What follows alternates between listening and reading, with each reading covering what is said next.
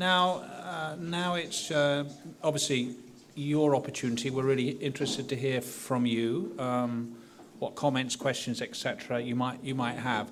I just wanted to start off because I was conscious listening to all the presentations, but particularly the last one that we never actually set out what the 7 CYP principles are. There was an assumption that everyone had read their paperwork, which I'm sure is true. But Caroline, could you just whiz us through what the 7 principles are? I think it's quite interesting, particularly because obviously we've heard quite a lot of overlap between some of these sort of, if you like, core definitions. Yes. Apologies, everyone, that we didn't actually set these out for you. So, striving for excellence and innovation was the first one, and that one does crop up a lot in the Wolf-Brown work, apart from anywhere else. And then we've got number 2 is being authentic. Number 3 is being exciting, inspiring, and engaging. Number 4 is ensuring a positive and inclusive experience. Number 5 is actively involving children and young people. Number 6 is enabling personal progression. And number 7 is developing belonging and ownership. Great, thank you. That's helpful. So, I would want to start off. I mean, there may be some particular questions that you have about the last 2 presentations. But I think now we're running slightly short of time, so I think we're just going to open it up to the floor. If there are any questions now, there are roving mics around. Yes, over those sides, and just stick your hands up when you get hold of a mic. So we start. Actually, I'm going to start here in the middle.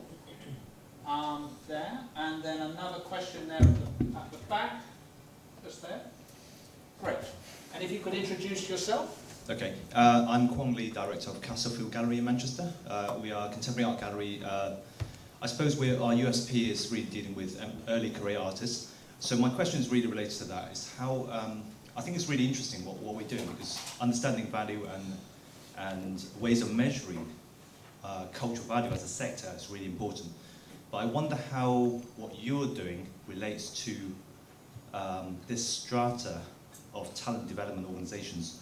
When we think about the art sector, we think about the ecology, and it'd be really interesting to see how, when we talk about audiences and their responses, how they think about comparisons between a larger production, say in a quite a large institution, and a very small emerging kind of practice organization, really. So it's for kind of everyone, really, I suppose. Okay, we'll take 3 questions and then we'll get them to answer at the back there. My name's Jane Sillis. I'm the director of Engage, and with James I've been part of the group who over the last few years have been looking at the principles. And I have a question and a kind of comment.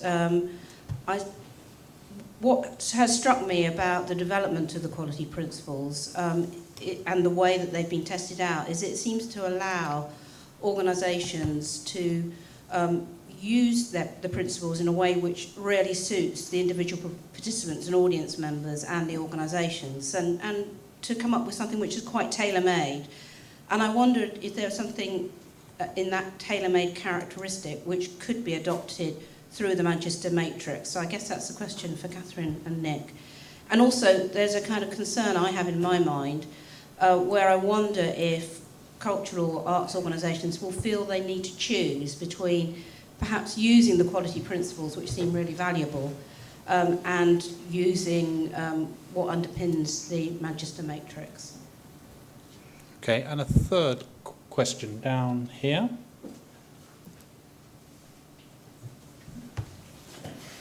Hi, I'm Eleonora Bufone from the University of Warwick and the Warwick Commission. And I have a question that's probably less specific, more general. I think we've had very interesting presentations ranging from a literature review that brought together sort of literature produced by the sector and academia to the Manchester project that started very pragmatic but now has a research dimension built into the next stages. And I'm wondering whether there's scope for the development of a joint agenda around cultural value. I mean, there are currently so many initiatives. Some are led, some are more academic than others. Some are sector-led. Some, like the Commission, is a bit of a hybrid. And I wonder whether there's any scope for us to get together and develop a joint research agenda so that academics can play a part. And you know, we need, as a professional community, need to learn to do that better. But so that, for instance, in Manchester, I think it would have been interesting if the academic research was there from the start rather than as a second phase. Okay. But of course, you know, that requires some coordination. Yeah, great. Okay, so we've got 3 questions there. We've got Kwong's question about the extent to which, I guess, any of this work relates to sort of emerging talent, the younger emerging artists. We've got a question about the extent to which the characteristics of the CYP principles work, which is, you know, the fact that organisations can use it in a quite tailor-made way. To what extent is there anything that can be learnt from that or applied from that, the Manchester Metrics, which is very much set out to go, we're trying to find things that connect to all organisations. And then there's this broader question around what, you know, is there a risk we're running off with all these different projects that we need to kind of step back for a minute, look at what the possibilities for connection. And there's a particular, I think, question around would a kind of academic research base for the Manchester work, and potentially for others, would it have made the work stronger if it had been there from the outset? I'm just going to run down the table and ask you to pick these questions up. Let's start, Catherine, in the middle, that last question around the fact that the kind of, if you like, the research element is coming in now. Is there a question there that you feel, you know, that you're concerned about, that you've sort of too much almost entrained? Well, no, I don't think we are too much in train. I think more joint research work in this area would be hugely valuable, and I'd welcome that a lot. And I think the more opportunities there are to combine these sorts of exercises up with thinking and work that's happening in university departments, the better. In the Manchester case in particular, I think it's probably just a kind of practical, it was probably just a practical issue at the first phase. We didn't have a huge amount of money, and we wanted to do something fairly quickly, and we wanted to see, in a very practical sense, could you make a method like this work on the ground? I mean, in many ways, you know, we were testing scary things like, you know, will the 3G connection stay up working for long enough for you to complete a survey? So I think a lot of the first phase had that very kind of practical testing element to it. But I think it is fantastic that they've been able to bring in the University of Manchester to bring in a kind of critical inquiry into the second phase, and it will be massively stronger because of that contribution, because it creates a space to interrogate, I think, some of the big questions underpinning this kind of work, and particularly the University of Manchester are interested in the sort of rhetoric around big data, and actually, you know, what does it really mean to use data and evidence to inform decision making and performance management in a cultural organisation? You know, does that really happen? Can we make it happen? Do we want to? What would be the implications of that? So, yes, the more joint research, the better, but sometimes, yes, limits of time and budget constrain that a little bit. But Okay, James, do you want to talk about this Kwong's question around sort of talent, and where that sort of, if you like, is there any sense in your mind, I mean, it might even just be practical, you get that very powerful story, but where kind of, if you like, CYP turns into almost emerging talent, developing talent in those areas, and to what extent there might be lessons from the principles you're talking about in terms of how, as a talent development organisation, how might those principles be applied for talent development, or is it a completely different piece of work? You know, I think it's really interesting, and I think, you know, all of us in the sector would talk. You know, I love that phrase, emerging talent, because I'm not quite sure where emerging begins and ends. You can be incredibly talented 7-year-olds, but, you know, there's interesting things there. I think what's interesting to say in the context of the work we've been doing with children and young people and the development of the principles is that we were very careful from the outset to ensure that the steering group and the organisations that we have been working with that have been testing the principles are a variety of size and scale. So from the RSC to a small gallery or a museum, or an organisation that works in a community setting. And we've really thought about the language of those principles, covering a wide variety of different work of varying size and scales. And a lot of work went into that at the early stages. And certainly the event that we held at the Sage in Gateshead, where we had over 100 young people, we really, really carefully selected organisations that would bring young people to that event, that were from urban settings, rural settings, across art form. We also, I think, very critically, about a third of the way into planning that event with children and young people, felt it was really important that we involve children and young people who had had no participatory experience of the arts before. Because when you're talking to children and young people who do participate in the arts, and to participate in arts and cultural activity, they bring a certain language or understanding. So some of the most interesting research I remember from that day was from the lad that was dragged along by his friend that goes to a youth drama group, but he just does football. So I think that a lot of work has gone into developing the language of the principles so that they do cover a wide variety of different sizes and scales. But that notion of, emerging talent, where, how do you support and develop this work and help artists to develop their own practice, but also their ability to describe the impact of their work is really important. Yeah. And Alan, this question of coordination, I mean, it's I suspect it's been with us forever. We have to, in the end, we have to just depend on literature reviews, don't we, to bring it all back together again? Is it conceivable that you could create a kind of more coordinated approach to this? Well, I'd like to say we had less money than you did.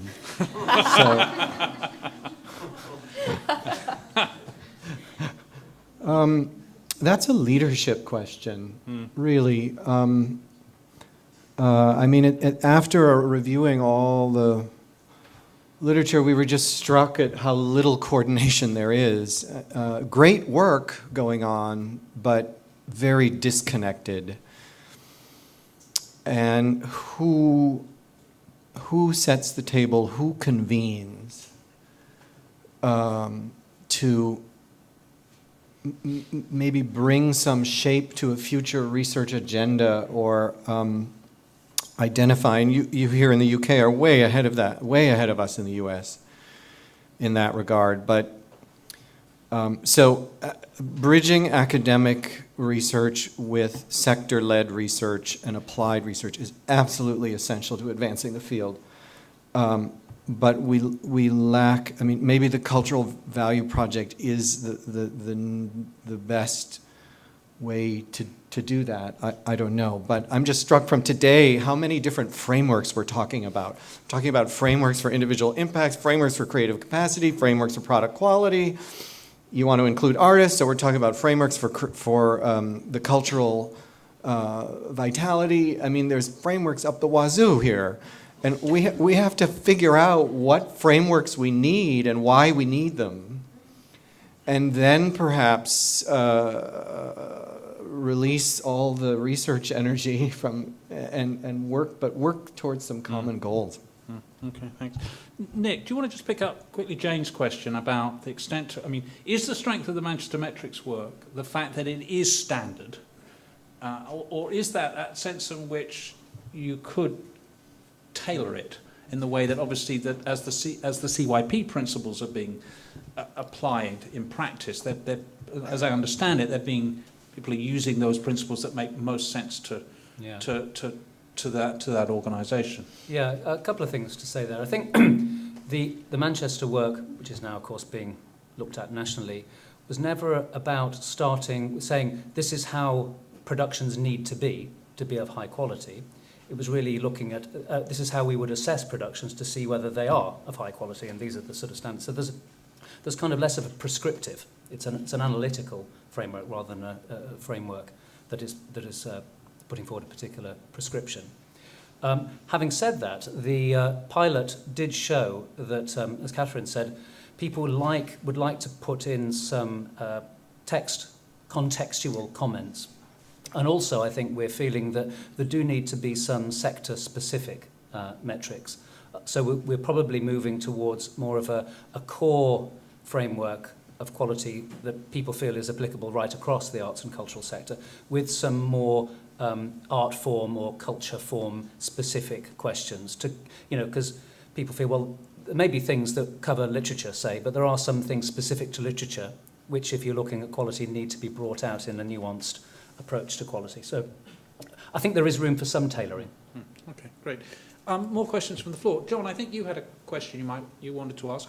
I was struck by the literature reference as one of our resident literature experts. But are there other questions that people have? There's Jeffrey over there. Do you want to get a mic to Jeffrey? And then the lady over there, the long hair, if she could also be lined up. John, do you want to kick things off? My name's John Cook, and I'm from the University of East Anglia and also on the Arts Council. And I'm extremely interested in the work that's been presented today. I think one comment I have is that there seems to me to be an issue with, I don't know whether it's an issue you want to call a problem, that one of the distinctive features is not by any means exclusively a feature of art experiences, is that works of art can increase in value over time, and not simply because of their historical value. And that seems to me one thing that is always worth bearing in mind when thinking about the question of cultural value. It's very interesting to see how in some of the survey work that's been done, there's this worry about whether current research is capturing that sense of the way in which a work can enhance its value over time. It may diminish. I mean, I'm not saying it's built in. It may diminish over time.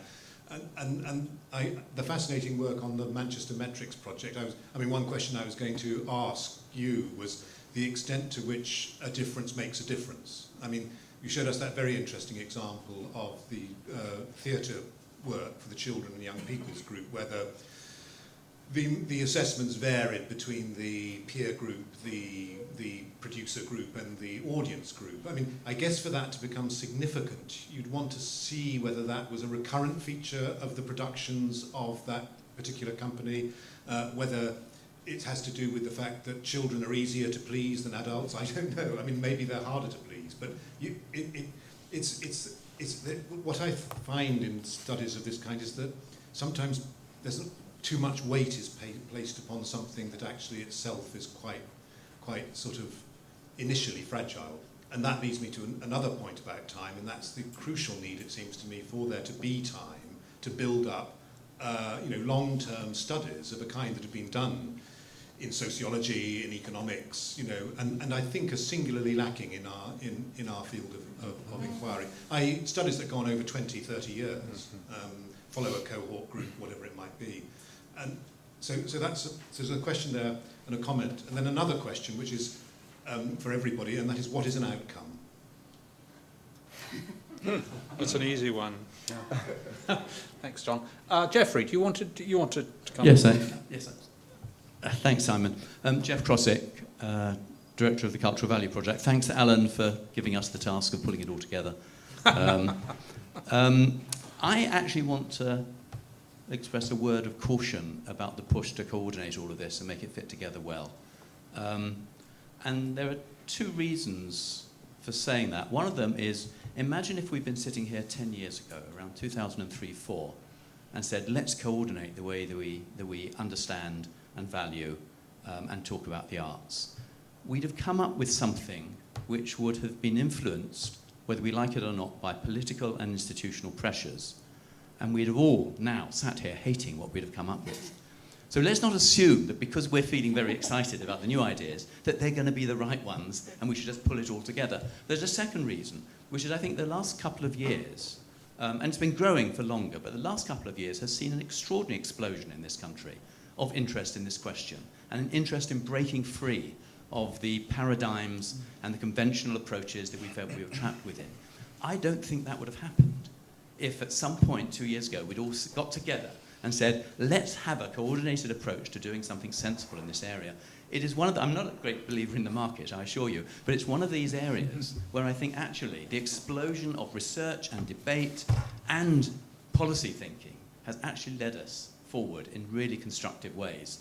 That's not to say we shouldn't, in due course, try and draw threads together as we can, but I think I'm again, at this moment, when we've got these exciting projects, but most of them are sort of alone in their field. So there's fantastic work on quality going on with, in the Manchester metrics approach. And I don't want to suggest it's not going to sort of rule the roost in the future, but we haven't seen other work coming as a result of that. So what I want to say, therefore, is that if one thinks, there's one final point, really, or final summary of this.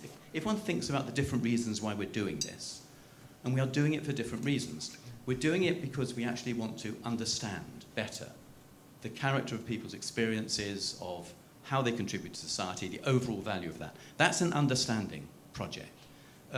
We want to have better ways of evaluating the processes, the quality of our artistic engagement and production. That's an evaluation issue.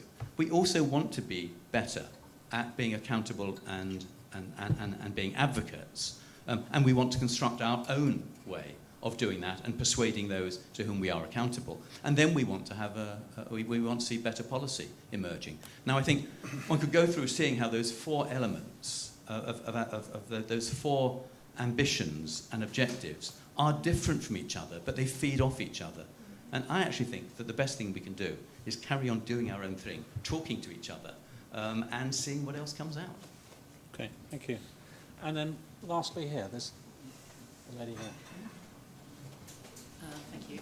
Hi, I'm Anne Torrigiani. I'm the director of the Audience Agency, and I suppose I'm just trying to synthesise something about outcomes and something about diversity in my question. I think that I was just reflecting on the fact that if you really want to understand cultural value, there are ways of doing it which mean you don't have to think about it as an individual organisation. You could do a big data exercise. You could just survey the population. You could look for big data in all sorts of ways. I'm sure there are examples of that in that study. But what's interesting about these two projects is about individual organisations sort of taking control of their own evaluation and looking for their own metrics. And I suppose that thinking about outcomes, what I think is most interesting about that is that gives power to each of those organisations to do something for themselves.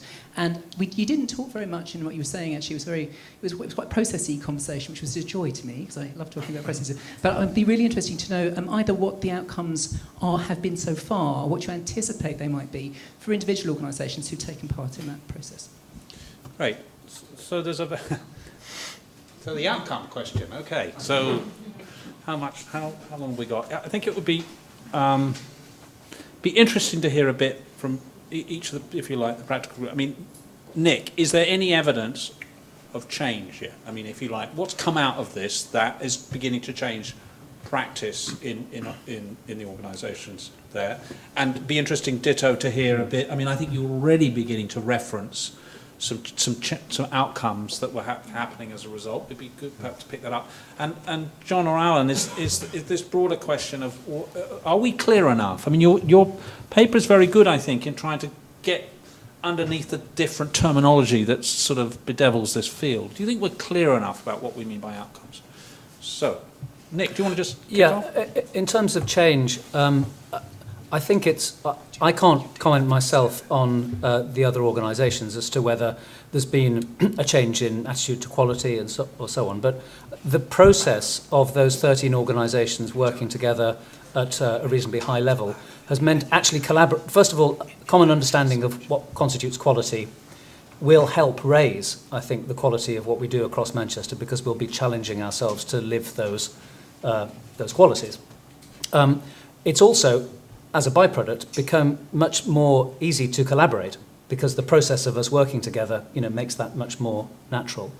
But because we had the pilot was just a one point in time, we're all clear that it actually has no significance. It needs to be put into a longitudinal context. And I think what's the really crucial issue for the quality metrics work is it ultimately about accountability, or is it actually about improving quality in the organisations themselves? And I don't think it can be both, and we haven't decided ourselves, or possibly even the Arts Council hasn't decided how they might want to take this up. Because the most valuable thing so far in each organisation, even with the one-off data, has been the conversations that it elicits. So in terms of the work at Contact around the children and young people, saying, well, what does that say about how we assess our artistic ambitions, where there's this quite big divergence between self and peer and what the young people are saying? Or what does it say when the peers are more critical or less critical than we'd anticipated? And what it is all about, I think, is having a long-running internal conversation about what are exactly our artistic goals and how are we balancing our artistic portfolio. So we may say, well, at Christmas, we do the bankers, we do the things that perhaps aren't as artistically risky as other work, and then we do the artistically risky work funded by that banker over the holiday period. So it's an internal conversation, and possibly that conversation might then be extended to groups of peers who share a language around what they do.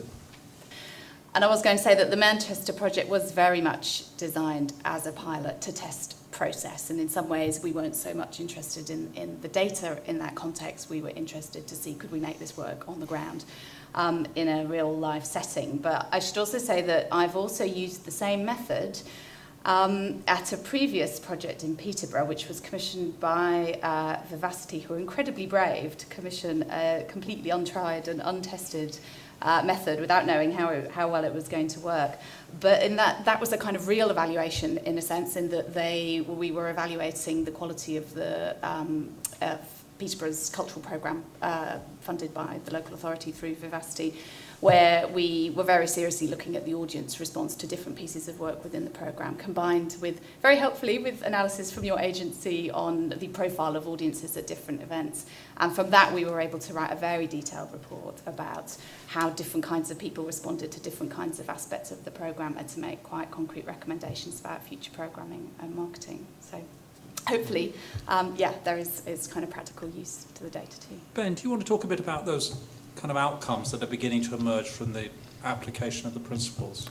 I think at the moment, obviously, as Caroline said, this is upstream stuff. It takes a while to kind of flow through the levels. So I think in the first cut, what we're seeing at the moment, and we've been kind of gathering reports kind of every kind of 12 weeks or so since around about last November from the organisations piloting the quality principles, and what we're seeing is reports of self-reported change in the focus of those organisations' own discussions about how they improve.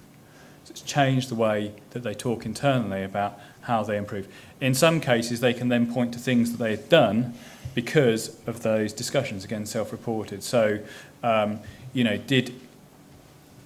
would Islington Community Theatre have become so fixated on this apparent red light going off about whether or not their own theory of change, their logic model, was working or not, had they not had this focus on the quality principles? We obviously we can't say, but it feels as if those are the kinds of changes that we're starting to see.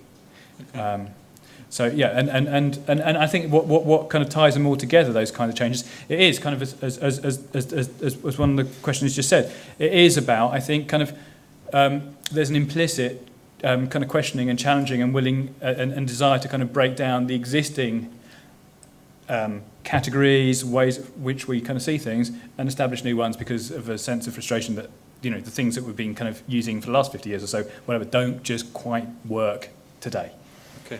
And Anne and John, this whole question of outcomes and what we got, I mean, it's a huge question, but I'm just wondering, hearing the way that colleagues here are talking about outcomes, do they feel like the right types of outcomes for this work?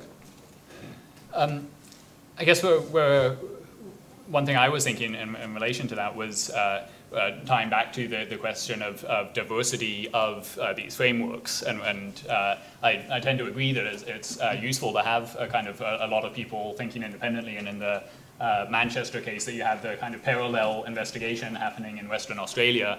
I think it is interesting, and it's interesting to see where parallel thoughts processes happen. At the same time, I kind of, in surveying the literature, wish that someone was at some point bringing it together and making it stick somehow. And at some point, once those frameworks have been developed, it would be possible to do studies that compare them and see whether you get the same results surveying people in these different ways, and what is reflected in the differences that you see. And it seems like there's not very much support for that kind of research, because you're not, basically it's more exciting to develop a new framework and kind of put it out there and do a launch event, rather than just kind of using someone else's frameworks and kind of and evaluating those. So that's one thought, and I think that it's also not a matter of getting a whole lot of intelligent people together who agree on which the right dimensions are to be measuring, because I think you're right that that's kind of bounded by institutions and politics and the current moment. But I would like to think that there is some kind of progress to be made, that you're not just reinventing the wheel each time. And so, yeah, I think that it would be kind of perhaps a kind of cyclical thing, that yes, you go off and do your own thing, and then you kind of come back and then kind of compare results and test it out. So what is an outcome, John?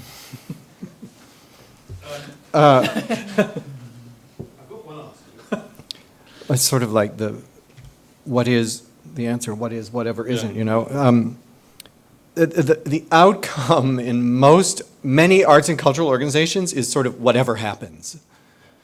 Art is curated, it's presented, and many prayers are made that it has an impact. And actually, that's good enough, I think, for a lot of artistic leaders. They know their work resonates. It's not important to deconstruct it. They sit in the hall or they watch visitors and they know it has impact. So what we lack, the problem, the conundrum we have is there's no dependent variable in our equation. Unlike the marketing literature where customer satisfaction is the dependent variable and we can regress all these other attributes against it and figure out what drives satisfaction or loyalty, you know. But impact is an independent, you know, is unpredictable and irregular and situational and contextual and all that stuff. So it's really, in a way, it's descriptive research instead of predictive research. And, you know, I was just reflecting on today's program. The one thing I'm walking away with this session is Jack's story. Because it's narrative, it's qualitative, it's an anecdote that moves me emotionally. And that's, you know, is that yeah, of course there's an outcome there. And we can maybe deconstruct it and create a framework around it, but at the end of the day, it's the narrative for advocacy. So it's a trick question, but it's a great question. Okay. And need for longitudinal studies, yes, yes, yes.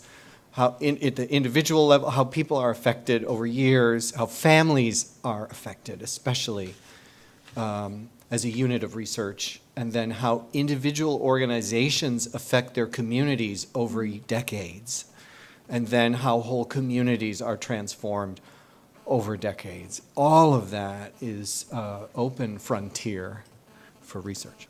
Okay. Let's get your responses to some of that. And because we're reaching the end now, can I also ask, I mean, a number of things have come from the floor about provocations to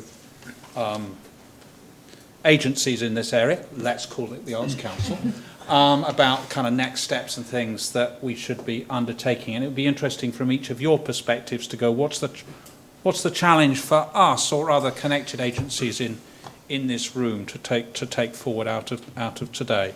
But let's pick up first the points that Sarah's point, I think, as I kind of paraphrase this, is there any evidence now that this new forms of data is helping to drive decision making inside organizations rather than simply going, oh, that's nice, but we'll put that to one side. So any evidence there, is it a different type of data? I think there's a general point about the importance of continuing the research. We're light years, well, not light years, 20 years behind the environment sector on, if you like, the data, the evidence base, the research that makes the argument. And then James's point around, is there a lack of kind of theory in this that's sitting behind this work, and which is leading to us a kind of particular kind of politics, which first of all assumes that, and you actually, Alan, you pick it up in your paper that all impacts are actually benefits from, you know, they're positive, there aren't negative, and secondly that it only really works for particular types of highly subsidised art forms. So there's a few sort of points and questions there. So, Nick, data. Are you beginning, I mean, I know these are early days, but would you imagine that this is the type of data that might begin to change the way that you ran the Manchester Museum? Yeah, well, I'll answer that and then perhaps turn to Catherine, because she might have a perspective on this as well. Yes, I suppose it will only ever work if it is owned by the arts and cultural sector. In other words, as you say, it does provide some utility. And as somebody who I was talking about their possible involvement recently put to me, there's only ever any point to doing this if it actually leads to action. Unless it's for accountability purposes, and in which he said he didn't want yet another accountability strand unless other reporting was removed. So I think it'll stand or fall on whether it is actually of utility in terms of, for example, improving quality or other actions. Otherwise, there's no point in doing it. It's too early at the moment to tell whether it's sufficiently robust to have buy-in right across the sector. But so far, at least in Manchester, it's been moving in the right direction. But we've got quite a long period of refinement at the moment. I don't know if you have a perspective on that, Catherine. Oh yeah, just to add to that, I thought that was a great question actually, because I'm really interested in the different cultures of data you see in different organisations, and I would say even within the organisations around the table in Manchester, you could sense quite different sort of reactions to having this kind of data and interpreting it and thinking about what you might do with it. So clearly there are some organisations get it immediately, much more than others, and immediately see the value of the data and immediately start to say, oh, we could ask this and we could try that, and that makes me think about this. And well, I would guess that those organisations are more likely to see the value of data as being about informing reflective practice, as you were saying earlier, Alan, and instinctively they see that data is something that can help them do what they do better. And I would say there are other organisations that are perhaps slower to embrace, should we say, the value of data. And my guess is that those organisations might be more likely to think that the primary purpose of data is to support their accountability requirements. So it's a fascinating question, and another great reason why we have the University of Manchester involved in the next phase is to explore some of these cultures of data and say, actually, what drives different cultures in different organisations, and what are the, why do different organisations think about and use data in different ways, and what drives that? So I think that's a really interesting area to explore. And James, could you imagine the principles being applied to areas of children's culture that aren't kind of the areas of culture that we often talk about and often invest in? I mean, computer gaming for children, I don't know. I mean, are there areas where you could go, could you imagine those principles being applied and working? I definitely hope so, and I often think about looking at sport and the way in which that they're often better at telling their story than perhaps we might be in arts and culture. Something I've been struck by this afternoon is just really putting it in my own organisation and organisations I've worked in. Cultural organisations are predominantly run by artists and administrators.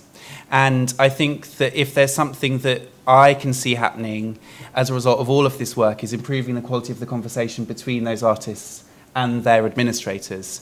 I imagine the majority of the people here today from cultural organisations are administrators and managers, not artists themselves. And certainly the work that we've been doing in terms of embedding the principles has led to some really interesting debate with the artists that I work with around how we can reflect and think about our work. But yeah, I think these principles, the matrix, could be, all our art forms develop and change all the time. So I think they have to be fit for, they've got to be future-proofed. Yeah. Okay. And Alan, this question of whether there's a theory deficit here behind this work. Right. That's nice in practice, but what does it mean in theory? Right. We need to benefit from the accumulated theoretical underpinnings of this work. Absolutely. I mean, it's so interesting to me that in Western Australia and Manchester, you got together a group of very articulate artists and managers and sort of asked them what's important to you to measure, and you were drawing on their life experience to create a rubric. And that's great because they own it, right? Which is critical to getting uptake. But at the same time, you get stuff like global excellence. Or what I hear in the US all the time is what I call the world-class syndrome. It's like we're not legitimate unless we're world-class. Well, I don't necessarily think that's a theoretically useful construct. The fastest way to becoming a world-class institution is to be incredibly effective in your community. And it kind of takes off that. So we need to somehow marry theory with what matters to practitioners. And I think that's where we have more work to do. And just a word on this false duality of data for reflective practice. So I'm so thrilled that you have so many artists and arts organizations who are so open to critical feedback on their work. We don't have that in the US. My experience is that very few arts organizations are really want critical feedback from audiences on their artistic work. Receiving that information is very difficult for many, just as it's difficult for all of us to get critical feedback on our work. It challenges their autonomy. And when you get an arts organization that really wants that information, the last thing they need is to have a funder pushing a framework down their throat for what it is. It's such a fragile ecology of welcoming critical feedback on your work. So what happens is arts groups have become very good at prostituting data to make advocacy points for their organization. And we see it all the time. It's almost impossible to fight. Is they take their impact data, the best of it, it's this positivity bias that you referred to, and they say, look at the impact we're having, right? But the challenge of that is if you get a 3.5 on captivation this year, what if it goes down a point next year? Are you going to be trumpeting that? No. So we have to be so careful about nurturing this receptiveness to critical feedback and allowing it to take root free from the expectations of a funder for accountability. Okay. So I now want the challenges very quickly along the table. Things that the Arts Council, but other government agencies and things need to be taking away from this, either this meeting or your work or just what's come up. Do you want to start, Dan? Yeah. Well, I think for me the challenge is about the story of Jack from Plymouth, and it's simply, do we leave that to chance? It's not about it's not just about measuring what people feel and how people respond. It was about who are those people, and do we leave it to chance who those people are? I think that's a really great question, which is excited and motivated the people we've worked with. And just very quickly, just on the thing about how do we move people on, and from kind of post hoc, kind of that was great, so therefore that was what we wanted to do. You might have missed it, in every single one of the quality principles pilots, the first thing we got them to do was sketch out their theory of change before it happened. Before it happened.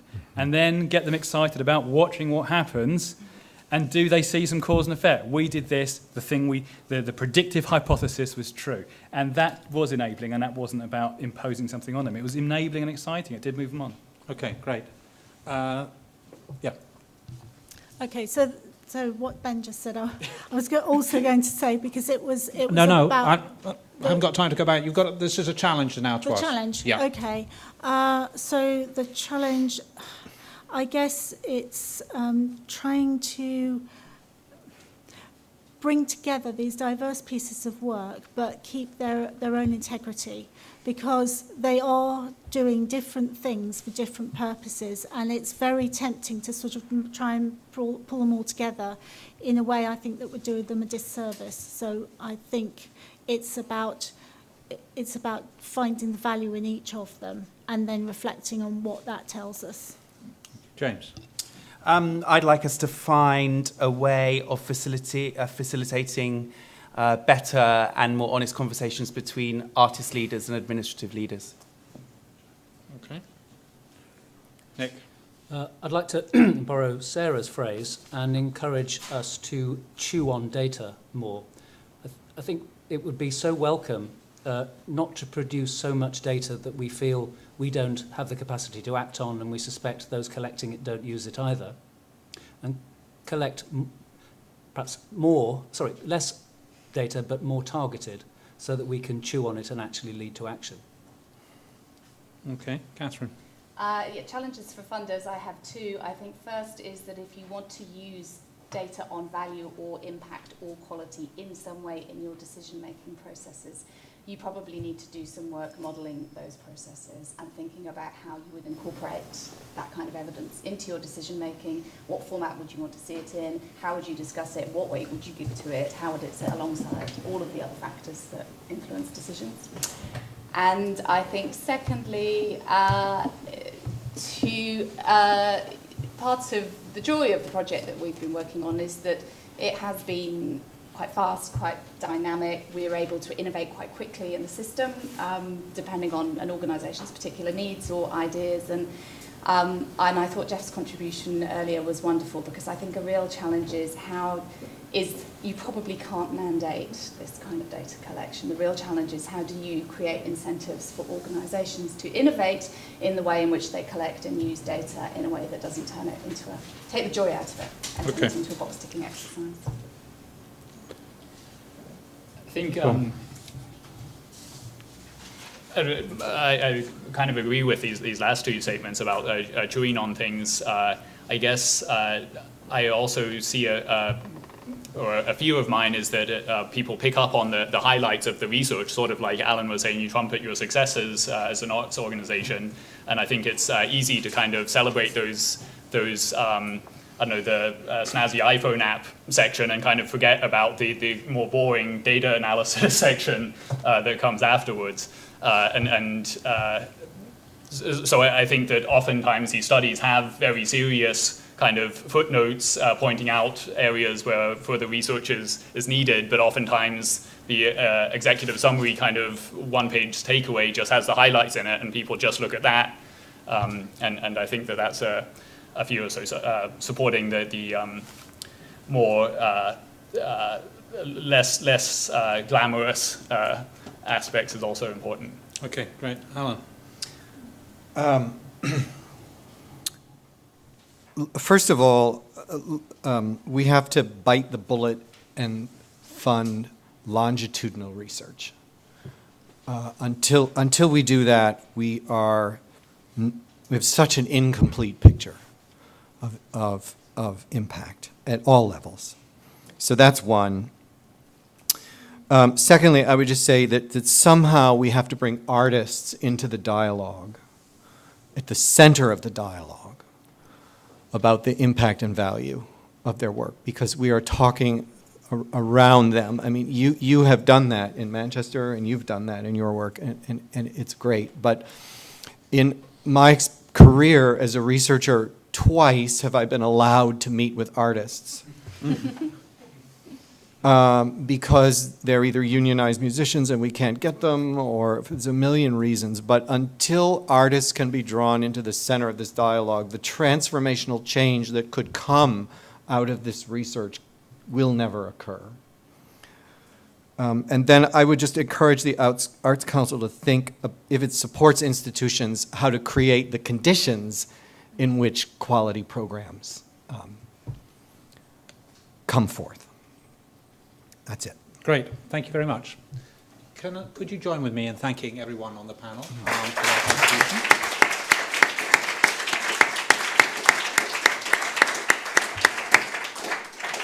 And thank you for taking the time, and thank you for your contributions. This is incredibly valuable for us at the Arts Council. I've been taking notes. I can't promise to act on all of it, but we'll do some of it for sure. And I hope it's been of use to you. Thank you very much. Thank you.